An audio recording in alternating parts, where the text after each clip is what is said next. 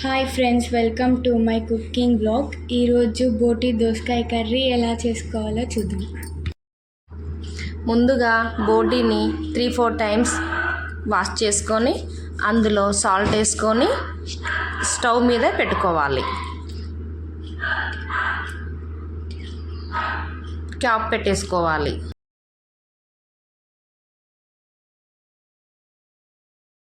Till 20 minutes later.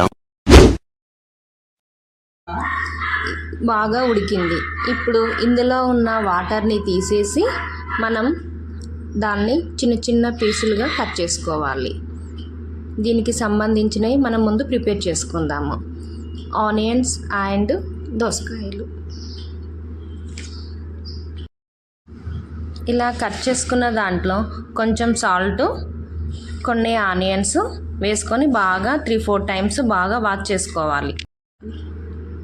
Oil వేసి onions వేసుకొని బాగా అవి బ్రౌన్ కలర్ వచ్చేంత వరకు మనం ఫ్రై చేసుకోవాలి. తర్వాతకి బోటీని అందులో వేసుకొని కొంచెం సాల్ట్, అల్లం వెల్లిపాయ పేస్ట్, కరివేపాకు వేసుకొని బాగా వేయించుకోవాలి. ఇలా వేగాలి. తర్వాతకి అందులో కొంచెం పసుపు, కొంచెం కారము వేసి అలా ఒక 5 మినిట్స్ పెట్టి ఉంచాలి. తర్వాతకి అందులో దోసకాయలు వేసి కలపాలి. తర్వాత కొన్ని వాటర్ పోసి బాగా ఉడకనివ్వాలి. చివరగా లాస్ట్కు కొంచెం గరం మసాలా, ధనియాల పొడి వేసి కలుపుకోవాలి. లాస్ట్కు కొంచెం కొత్తిమీర వేసుకొని దించేసుకోవాలి.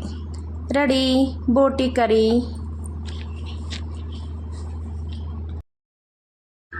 మీకు ఇంకేమైనా కుకింగ్స్ వీడియోలు కావాలి అంటే కామెంట్ బాక్స్లో కామెంట్ చేయండి, షేర్ చేయండి, లైక్ చేయండి, సబ్స్క్రైబ్ చేయండి.